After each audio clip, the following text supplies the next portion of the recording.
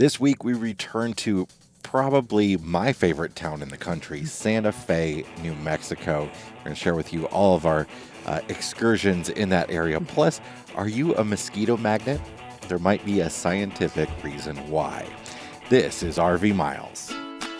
This fall, LL Bean wants to help you get outfitted for all that's out there with tips and advice for heading outdoors and exploring all the possibilities of the season. Here's a tip to help you stay comfortable when camping in cold weather. Before bed, boil some water, pour it into your water bottle, and stick it into the foot of your sleeping bag. The heat will radiate out, giving you toasty toes and a comfy night's sleep. For more fun ideas, easy how-tos, and inspiring stories, visit llbean.com/guide.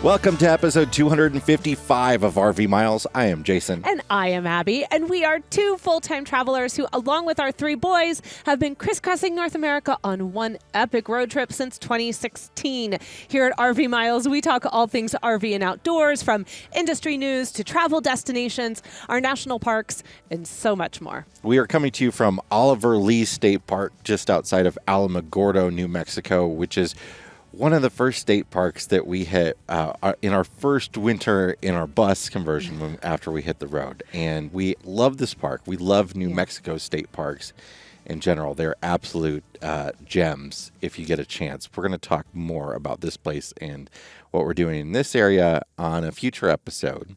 But we're talking more about New Mexico today. We're talking about where we went after the balloon fiesta, up to Santa Fe. Yes, one of our favorite places in probably the entire country. It's on our very short list of places we could see ourselves settling down in. And I have to say, I was a little nervous because it's been about 4 years, 4.5 years actually, since we've been to this area. And I wondered if it would hold kind of the magic or if I would like it as much as I did when we were here back in 2018.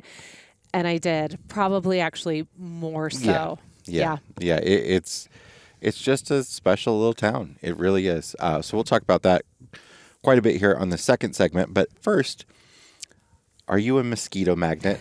No. I am. Welcome to the club.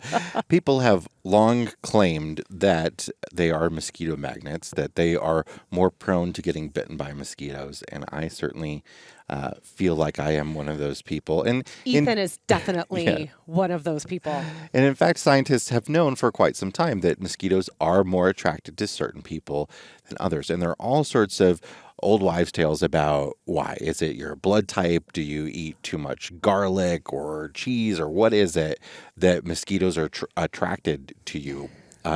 We know mosquitoes are attracted to your breath and your body heat. So they can see your body heat and they can sense the carbon dioxide that we breathe out. And that's the main thing they're attracted to, but you can't hold your breath for very long, right? To avoid the mosquitoes. There really is no way to avoid them. But scientists have been trying to figure out why they're attracted more to certain people. And they think they've finally figured out why. There was some researchers at Rockefeller University did a study where what they did was they put nylons on people's arms. They had them wear nylons on their arms for, I think it was 6 hours a day for 3 years. And this is like 64 people doing this. Okay. And then they would take the nylons off of them and put them into plexiglass boxes with different varieties of mosquitoes. No. And the reason they did that was to separate the person, right? So they're trying to just get the smell of that person's skin and see if that makes any difference to the mosquitoes at all. Because the smell of your skin was the scientific community's leading theory. It turns out that some people, some of the nylons in particular, were 100 times more attractive to the mosquitoes. It is a certain fatty acid that just happens to be on the skin of these certain people, and it was consistent over the 3 years, the individual people that the mosquitoes were attracted to. So it's not affected by what you're eating, and it's not affected by your shampoo or anything like that. essentially what this boils down to is that it's just your natural skin odor, and there's absolutely nothing you can do about it. I don't. I have thoughts. I mean, I think, well, your skin odor, is it like gross skin No, it's odor? not gross. Is And it it's like, just is a it that you, it's particular. what type of skin odor are they talking about? It's like mosquitoes I mean, don't have like the same noses that mammals have, right. right? So they're sensing different chemicals, and it's just different types of chemicals that are more present in some skin than others. Were they able to narrow down what those chemicals were? They were, but or- there's no. It's not. It's not related to any sort of like particular racial makeup or ethnic background, anything like that. It is just kind of random. So what happens then? Did they test these people? I have all these questions. So did they spray them and have them put like bug spray on or something? Does the bug spray mask enough of the skin odor?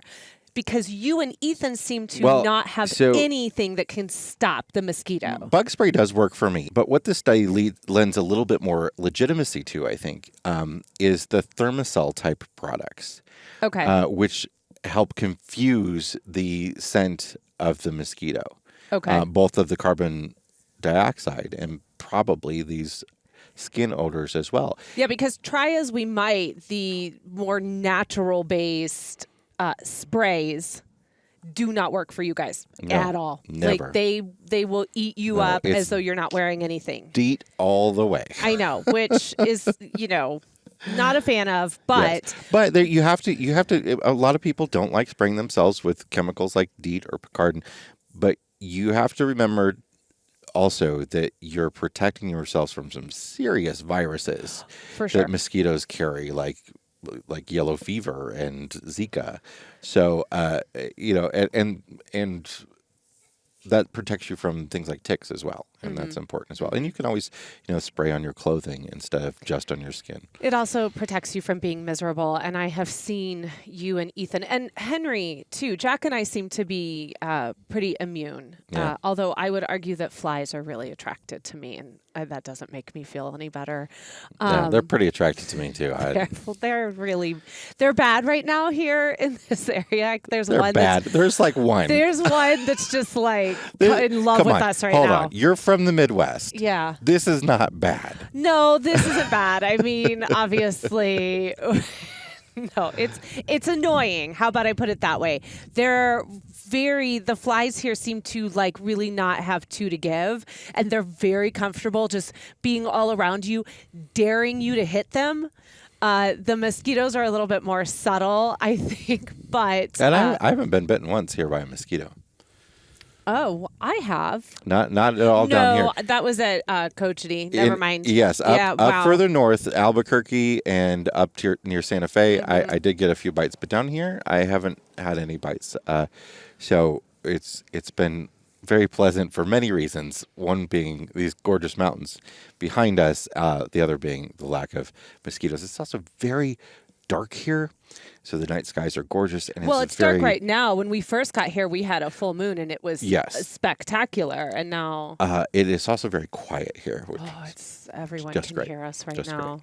I mean, no, they can't. It feels like they can. Sorry, neighbors. So thank you to Science for once again sharing with us a little bit of information to keep us a little bit safer. All right, we're going to take a quick break, and when we come back, we're going to talk about Santa Fe. Be right back. Chances are you've seen them on the road. That's because Blue Ox designs and manufactures the best towing products in the industry. Just look around, you'll find them on highways and campgrounds and anywhere you find people traveling in the great outdoors. Award-winning tow bars, base plates, and brakes, a full line of weight distributing hitches, adjustable ball mounts, and a new line of fifth wheel hitches. With Blue Ox, towing doesn't have to be a drag. To learn more about how Blue Ox can make your travel adventures even more stress-free, visit blueox.com.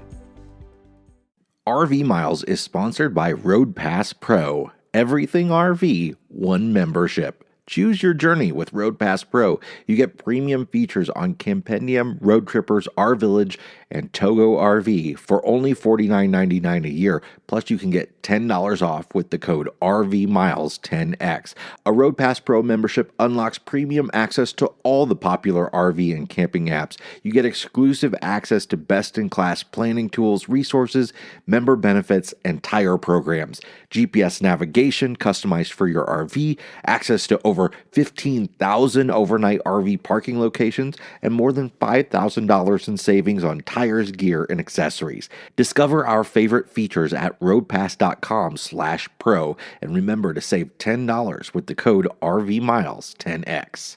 We're back, and it's time to talk about Santa Fe, New Mexico. Such a great southwest sort of mountainy town. It's not like up in the mountains like something like Breckenridge, Colorado. It's down below the mountains, but it still kind of has that same sort of vibe to me. Lots of art studios, lots of really high-end shops with very expensive stuff. I was looking at a necklace. I was like, oh, that would look really good on Abby. And I turned it over, and it was $12,000. And I thought, okay, well, Naturally. down payment on our house. So No, I mean, I appreciate that you recognize a $12,000 necklace is right up your alley. Is Yeah. about in line with the type of jewelry you should be buying me. Thank you. We stayed this time in the same place we stayed last time we visited Santa Fe at Cochiti Lake. There's a little confusion as to whether it's Cochiti or Cochiti. Locals told me it's Cochiti. The gate person said Cochiti. I don't know. You tell me if you know, but I would love to know. Cochiti Lake is an Army Corps of Engineers campground that is kind of halfway between Santa Fe and Albuquerque, but a little closer to Santa Fe. Yeah, I would say it's about a 40 to 45-minute drive into like the city center of Santa Fe, and you're looking at probably closer to an hour for Albuquerque. Yeah, and it's just a great little Army Corps. You know, we love Army Corps of Engineers campgrounds. We always have. This one in particular is just great big. Nice sites, although our site wasn't huge that we were in, but we fit in it. We made it work. Just barely. Actually, the site itself was huge because they do this. We were up in the Juniper Loop this time. If you listened to the episode from 4.5 years ago, we were down in Elk Run. And Elk Run is kind of the newer section of the park. So we were up at sort of the very top, which is called Juniper.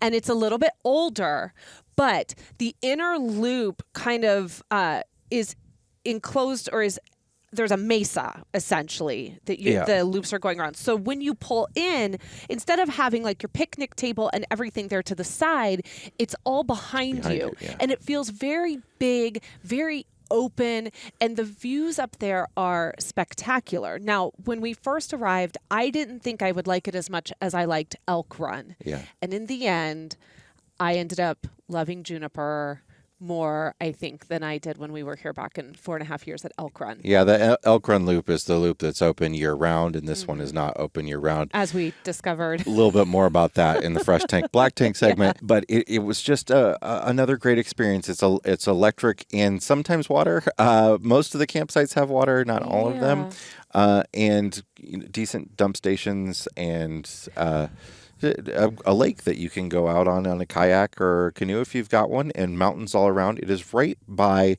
the Tent Rocks National Monument, which we loved visiting last time we were here, but it is closed. It has been closed since COVID, and it is still closed. It is part of a Native American reservation, and they have just not reopened it. Well, part of the reason why it's also not reopened is that they are trying to work with, this is run by the Bureau of Land Management as opposed to the National Park Service, and they are trying to work with BLM to develop a plan that will actually protect the space because, again, there has been an influx of visitors all across our great outdoor spaces, and these continue to be really sacred spots to the people that call this area home. And so they are trying to work with the Bureau of Land Management to reopen in a way that will allow visitors to come to these sacred places, but also protect them as well. Not much more to say about the campground, though. It's a real nice place. It is a while to get anywhere, but it's worth it. It's worth it, and because it's a gorgeous spot away from town. So we'll talk about the city of Santa Fe itself, but while at Cochiti Lake, we want to talk about first a couple places that we visited that are just a little bit outside of Santa Fe. Right next to each other are Bandelier National Monument, which if you listened to that episode from 4.5 years ago, you know is one of our favorite places, and the Valles Caldera, which we visited for the first time. This is so I'll start there because we went there first. This is it's not a small site. No. But the services are small. The access is small. It is a very large site, but basically in the middle of northwestern New Mexico is a former volcano that went off 1.5 million years ago. And this is actually what formed Bandelier National Monument, all the big rock formations there. And it is just a big sweeping depression in the landscape. And they have a big herd of elk there. And apparently the wildlife is spectacular. We didn't see much wildlife because it was raining the whole time we were there. But we saw nothing. We did go on their sort of scenic drive and enjoy the drive a bit. It's pretty rugged. I'd say you could do it. In most cars, I'd want to have something with a little bit of ground clearance. Yeah, though. so if you remember from last year, we talked about when we stayed at Big Rock Candy Mountain campground in Utah, Yeah. right? And we got stuck on an ATV trail that took about 3 hours for us to go. Was it a mile and a half, maybe 3 miles, something around it in was there? 7 miles. Oh, Yes. 7. Just 3 miles, 7 miles. And that was pretty miserable. Yeah. Even in our truck with that off-road package, the trimmer package it has, that was pretty miserable. This was designed for this truck. This was such a joy to drive on. You're only saying that because you drove. Well, let me say that. Yes, it was. Everyone had a great time because I was driving. And I was like, so we're driving down the road, and Abby's like going around a big puddle, and I'm like, you can hit that, right? Yeah. So, well, here's the thing. So Jason drove in, and we stopped so that we could turn around because we did want to still get over to Bandelier. So we weren't able to do the entire drive there. So we stopped, got with our friends. We all decided to turn around, and I thought, it looked like a lot of fun driving this. And so I said, hey, I'm going to drive back. Like I'll do this. Yeah. And I just decided that no puddle was going to be left untouched. And I drove that truck through every pile of dirt, every puddle I could find. And I'm not talking little puddles. I'm talking puddles where the water was splashing up and over the truck. Of course, you have to be careful with standing water because you don't know what's under it. And of course. You could be hitting a big boulder or something, or a much deeper rut than you think it is. But these were pretty obvious. Yeah, this was very obvious. We weren't doing anything, and we were staying on the road. We were not going off the road or off trail or anything. We were staying on the road that was designated for drivers. So we had a pretty good idea of what we were getting into, but there had just been enough rain, and it was raining while we were there, that a lot of this water just hadn't absorbed yet. So it was still pretty tall standing stuff. And we just had a blast. Yeah. You would think that a rainy day would end up being just a miserable day to visit a national park, but I really enjoyed this particular national park site in sort of this rainy, misty environment. Like it just made that big, wide open expanse just stunning and gorgeous in this way that like you don't normally experience. And we had a blast. Like it was just so much fun.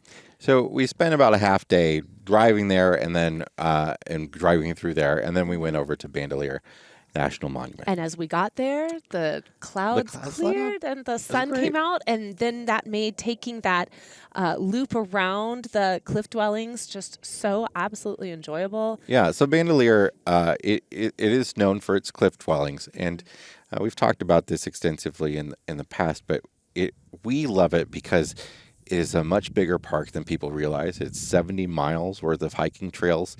We unfortunately didn't have the time to do any of them this time, but one of our favorite trails that we ever went on was I apologize, I might be saying this wrong, the Sankawi Trail, Tsankawi Trail, which is sort of on a mesa, and you're walking in the footsteps, literally in ruts that were made 1,000 years ago by indigenous people. So we didn't get to do that, unfortunately. But there were a couple changes at Bandelier that I just want to make you a little aware of. Because last time we went there, the world wasn't as busy. People love national parks. People are loving them to death. So now they have a shuttle system at Bandelier. Before, you parked down in the parking area, and sometimes RVs were sort of filling up 14 sites, and it was rough because it's a small parking area. Now they have sort of remote parking, and you have to take a shuttle in for most of the year. For the winter, you can park. There's no shuttle, but so we had to park at a parking area about 3 miles away from the visitor center. And we should say that take a shuttle in. Sorry, I didn't mean to interrupt you there. We should say that the moonshade came in really handy once we got there, because we needed to have lunch, and we were kind of hoping the rain would have let up by then. Yeah, as we love to do, we had a meal in the national park. This time it was in a parking lot, which wasn't the most serene setting, but. And it was raining, so we had a moonshade, which is sort of a portable shade. I shared it on a gear video recently, if you want to check that out on the YouTube channel. But it has suction cups on one side and then poles on the other side. So sometimes we suction cup it to the RV. This time was the first time we did it with the truck. So we were able to have a place to sit underneath the truck and still access everything while it was raining on us. Yeah, and I would say that's the only thing about during shuttle system season there that's a little bit of a letdown, because there is actually a very nice picnic area up there by the visitor center. Yeah. And we were hoping that maybe we would have been able to access that on this visit, and that just wasn't to be, but we were able to make the most of it and enjoy a nice little picnic before we headed in. The shuttles ended 3 days later too, so had we come 3 days later, we could have used that wonderful picnic area down there. But actually, they also ended, I think, at 3:00 they ended that at 3, day. and it was 2:30 when we got there. Yes, or it was like 2 when we got there, and yeah. so we just ended up parking over there anyway. But so that is something to be mindful of if you are visiting Bandelier during peak season, and then they do give you kind of like a gather round when you all get there and get off the shuttle, and they give you sort of the information on what you need to know about the park. But then you are left to your own to go off. You don't need, it's not timed entries or anything like that. But because of the small shuttle parking lot, you could find, depending on what time you go there, you could find it rather difficult to find a parking spot. Yeah. So I don't know, because it was almost full when we got there. Well, to me, it feels like they should just be able to say, okay, if the parking lot's not full, they let you just drive on. Sure. And then if it is, then you have to park at the remote and take the shuttle. Yeah, this will be, I think, something that's going to have to be developed and tweaked there at Bandelier for some time to come, because I cannot imagine what it's like on a nice Saturday afternoon, especially right after the balloon fiesta. Yeah. A lot of the state sees an influx of tourism shortly after the balloon fiesta, because everyone, takes off and continues their adventures through the state. Yeah, I've read an article. You'll find that at Carlsbad Caverns all over the state, that there's increased tourism right after the balloon fiesta. One of the great things about Santa Fe, it was hot several days at the balloon fiesta, but one of the nice things about Santa Fe is that it is much higher elevation. So you are able to sort of get out of the heat if it is hot, but also it gets cold and it snows a little bit too in the winter.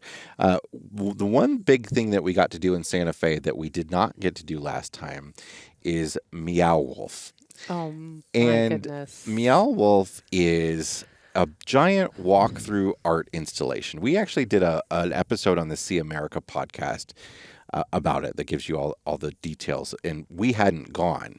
When we did that episode, one of our writers wrote that for us who had gone. But we finally got to visit. And there are these in a couple cities. There's one in Vegas, one in Denver. Meow Wolf was just a heck of a lot of fun for our whole family. It was fun on so many different levels. I think for our oldest, our 15-year-old, it was just an experience that he has not had in some time. He got to go off. He was just, just enthralled. For our 12-year-old and our 9-year-old, they loved the mystery that surrounded, because it's the whole thing revolves around a family and their disappearance and the anomaly, and you it's so vague. It's so vague. There are like But, clues that you can follow if you Yeah. want to follow a sort of mystery. We started with that and kind of became really clear as a party of 9, because we were with friends, that trying to figure out such a vague mystery was not really like going with all these different age ranges. Just it wasn't going to work, but it was still fun to be able to kind of start figuring out or creating something and kind of piecing things together and coming up with our own hypotheses. But it exceeded my expectations. Yeah, me too.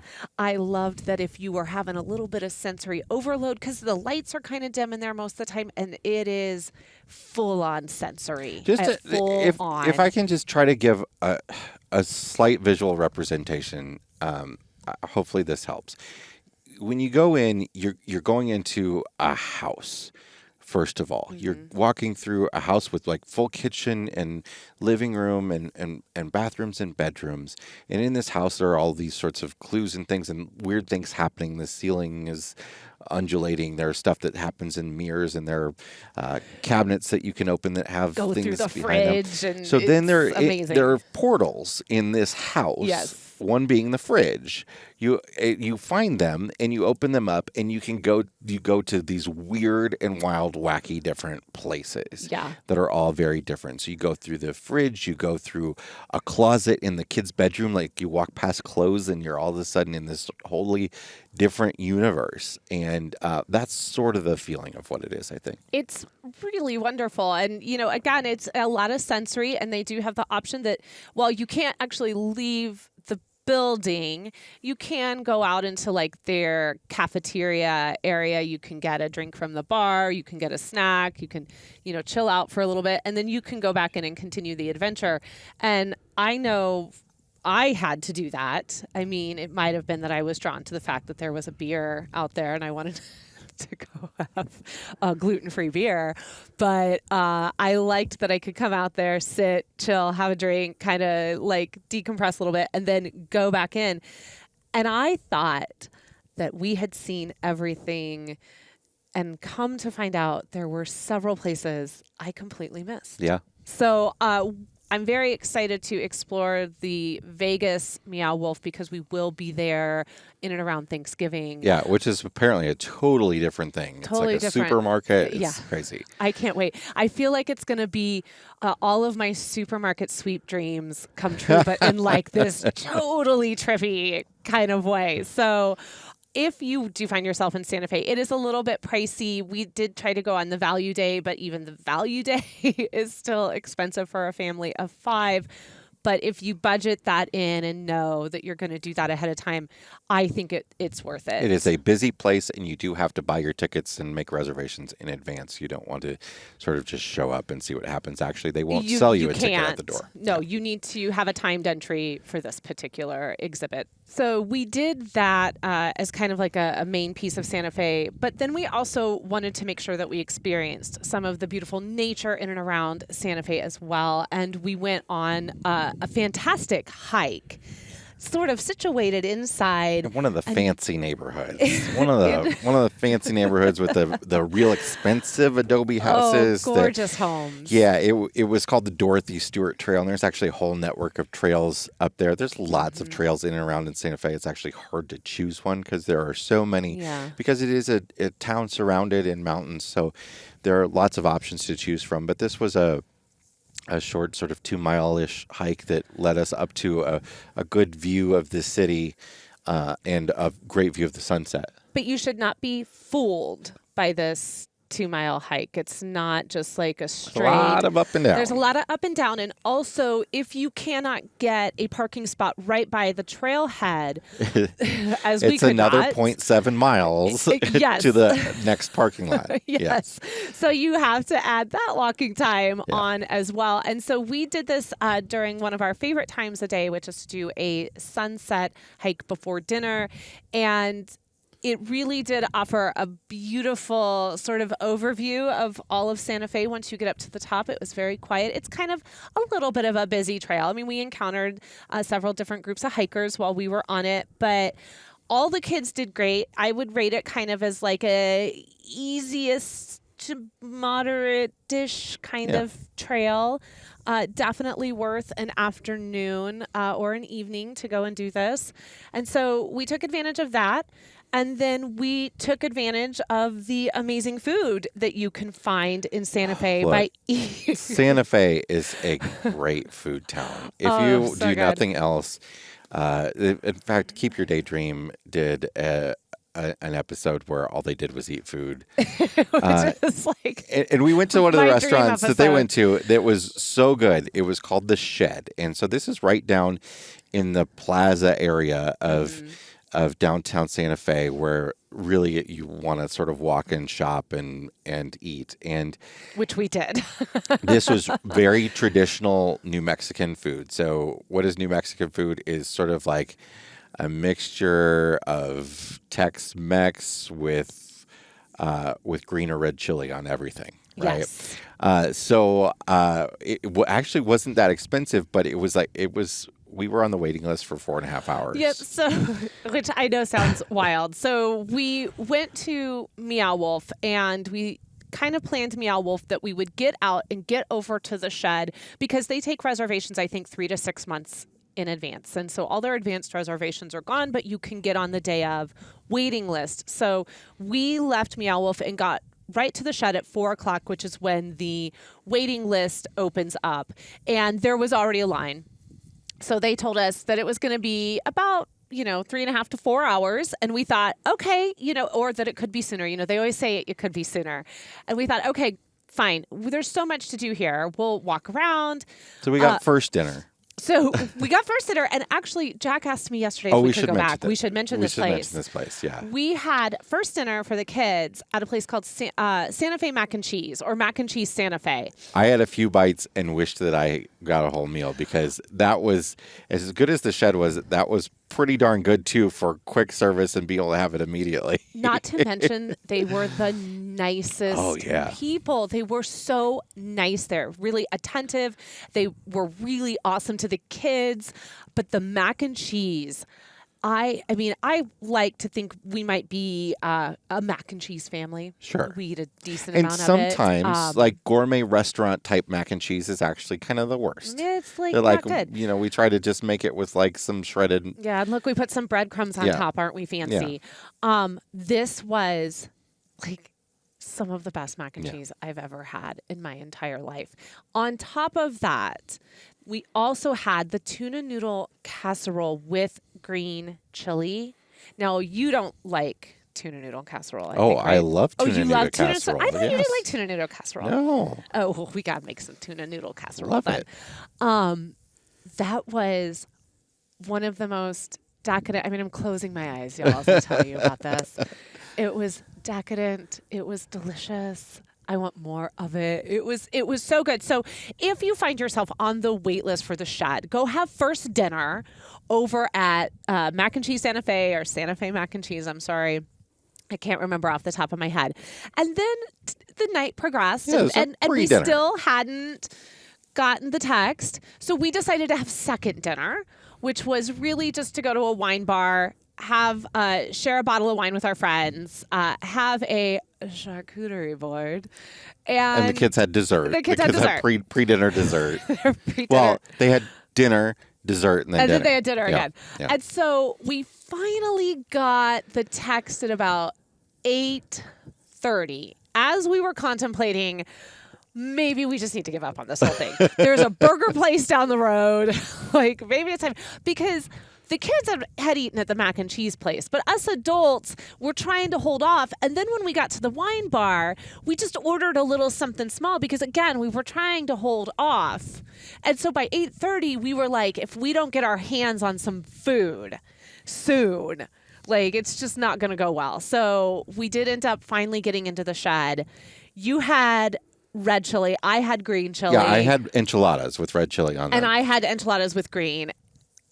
The first 2 or 3 bites were almost painful. They until do I warn you on the menu that their finally- food is spicier than you might expect. Yes. And it wasn't until I lost the sensation just in my lips and everything, and the margarita helped. And then I was finally, I ate the whole It thing. was so good. It was It was an good. incredible meal. And it's in this cute place that it's so old that, it predates building codes by quite a bit.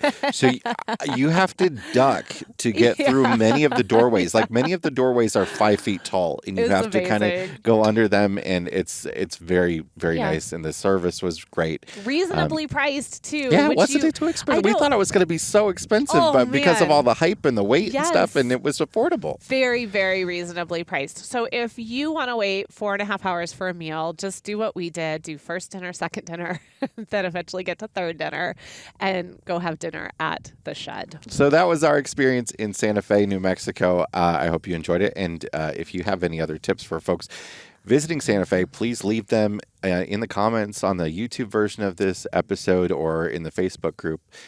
We'd love to hear from you as well. We're going to be right back with our Fresh Tank, Black Tank segment. This episode of News from the Parks is supported by ParkWolf, the ultimate app for visiting U.S. national parks. With ParkWolf, you can view upcoming places and amenities as you drive through the park, locate the nearest gas, food, bathrooms, and pullover points. ParkWolf's wildlife maps show you the best times and places to see or avoid wildlife, along with a feed of the latest wildlife sightings and photos from the parks. ParkWolf even makes it possible for you to view your live location and direction on official park maps while staying up to date on current NPS alerts and advisories. ParkWolf keeps working even if you lose service. To learn more, download the ParkWolf app for iPhone free from the Apple App Store today. Welcome back, and it is time to check the level of our tanks this week. Jason, what is in your black tank today? My black tank goes to our experience at Coach D Lake. Our reservation experience. It was it was very confusing, and this often happens in government-run campgrounds. Is that there's some confusion. So we get an email from the camp. We're supposed to stay for a week. We arrive on Sunday. We're leaving on Sunday, right? Mm-hmm. We get an email from the campground a couple weeks in advance, maybe No, a like week a couple, in advance. like less than a week in advance. Less than a week in advance, saying that the campground, and it said the campground, will be closing on the Saturday of our reservation. And we were leaving on Sunday. And we were leaving on Sunday, and that we would actually need to leave on Saturday. That we should expect a full refund for Yeah. that day, and that we would also receive further communication from the campground. And okay, stuff happens, so we figure out a backup plan. We decide on our way down to Alamogordo, we'll just boondock somewhere and have a nice night. And remember, there's 2 families doing this as well, so sort of organizing that. It's a little bit of a thing, But it was still fun because it was an adventure. figured We it were out, going to right. have an adventure. So we arrive, and the gate attendant person, first of all, there's a pre-gate gate, and that person told us where to go to the actual gate. Yes. So, and she said, that person won't be at the actual gate, so just go onto your site. Right. They're only there from 4 to 7, and this is the last day they're going to be there. So just go onto your site and come back later. So we arrive at the second gate, and lo and behold, there's a person there. Mm-hmm. And that person was apparently their last day of the year, too. And I asked them about that, and they say, "Oh no, we're not closing. We're open year round. You're fine. You don't have to go anywhere." I'm like, "Oh, okay. I guess we don't have to go." Our reservation sign said we get to our site, and there's the little reservation sign has been filled out with our name on it, and says the dates of our reservation. And that we're going to be able to stay the whole time. There shouldn't be an issue with that. So we think, we're in the clear. So then on the Friday, I overhear some people talking at the dump station, because we were kind of camped sort of near the dump station, that we're moving because they came by and told them they have to move. Yep. So what was happening was our loop was closing and the other one wasn't. And we did end up getting another email from the campground and a refund, but it was on like that Friday or Saturday. So all the stuff we shared with you about the Shed, we did, and Meow Wolf, we did on the Friday. And as we're driving back, we get an email at 10 o'clock at night telling us officially we have to leave tomorrow and your refund has been, you'll see your refund in X amount of days. So thankfully, we had stuck to the plan of we were going to Yeah. just have 2 travel days. But had we not stuck to that plan, that could have been a little bit challenging. So it's just, it's just a little frustrating thing. This kind of stuff happens a lot on the road, again, often at government-run campgrounds. So just something to be mindful of. Flexibility, flexibility, flexibility. All right, what is in your fresh tank this week? The folks at Escapees. Escapees is a big RVers club that you can join, and you should consider joining them, especially if you're a full-timer, because they have great resources for full-time RVers, getting mailing address and that sort of stuff done for you. But if you have been wanting to work full-time from the road, you want to make the jump to full-time RV living and travel full-time, or just a lot of the time, but you want to have a job that allows you to work remotely. Escapees is doing a big job fair, and it is a virtual job fair, so you can find a lot of different employers that have jobs that you can do remotely online. It's November 1st through 3rd, and we'll share a link in the description where you can find more information about it. They're also looking for more employers to join the job fair. So if you're an employer that has opportunities for remote workers, consider being a part of it. There you go. What's in your black tank this week, Abby? Okay, so I'm going to give you my black tank, and I'm just going to preface this. I don't want to hear anything about it. Don't talk to me about this. And I mean that in the kindest way, because sometimes we all have irrational fears, and despite us knowing they're irrational, we still sometimes are governed a little bit by them. And I am currently being governed by the teeny tiny snake that we are visiting his home He right lives now. 10 feet from our front door. He lives here. I am just a guest in this snake's home. I recognize that. We have been in this campsite now since, what is today? Friday? So like 5 days or something like that. The snake made itself known yesterday as it had warmed up a little bit and it wanted to come out of its home and get on the rock. And Itty bitty garter snake. Abby made herself known inside the RV, which is where Abby will be staying, except for the fact that Jason is making me film this out here. Hey, but I am facing the rock the whole time, so that should our friend appear, I will not hesitate to knock all this equipment over and move my butt inside that house. You did miss the tarantula that Henry Stop. found. That I've already seen like 3 or 4 Yeah, tarantulas. but we've seen the little ones. This one was 6 inches across. Unless it's like our friend from Harry Potter. Which I might have some issues. But right now my black tank goes to not necessarily to the snake. Listen, I get it. I'm in its home. I get it. But I don't walk over there. If I need to go to the truck, which is over here, I now have to walk all the way around the back of the rig and get in on the truck over there. There are definitely worse snakes in this area. There are. And that is not one. 100%. And in 6 years, they finally found me and finally found a campsite that I was at. These snakes have been after me for 6 years. It's finally happened. Like this morning, I was up to make coffee and I went to turn the coffee pot on, realized that the inverter wasn't on. It was like 6. It was dark. It was cold. I did not hesitate to go wake up Jason and be like, I need you to go outside and turn the inverter on. I really I'm should not going out there. mount that inverter control panel inside somewhere. Well, we should, but we haven't, and we probably won't. Let's be realistic. We have other things to do. So I sent you out to deal with it. So a black tank to my friend the snake that he has to share a space with someone who really doesn't want to share a space with him. What is in your fresh tank this week? So my fresh tank is a podcast recommendation that I'm obsessed with. I liked it so much that within the end of the first episode, going into the second episode, I had subscribed to it for the year just so that I could get the bonus content and get it ad-free. No shame, though, to those who have podcasts that got to put ads in them. I get it. Okay. I'm with you. But this podcast is called This Is History. And it is a storytelling type podcast, very similar to what we do over at America's National Parks podcast, but it is all centered around medieval times. Yeah, I know. Stay with me. And this family, this dynasty that started in the 12th century, the Plantagenets or the Plantagenets. And it is so good. In their short 15-minute bursts, again, really similar to like what we do over at America's National Parks podcast. It's just like one little story in time about this dynasty family that literally reigned for 300 years. They backstab, they betray, they sell their kids off. It's like Game of Thrones, but without the really uncomfortable Game of Thrones stuff, if that makes sense. Sure.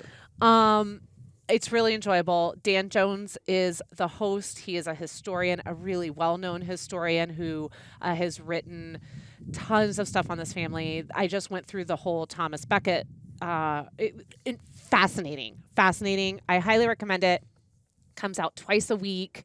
And if you do subscribe, you get a bonus episode where they will deep dive into something they didn't have time to talk about that week. I'm in love with it.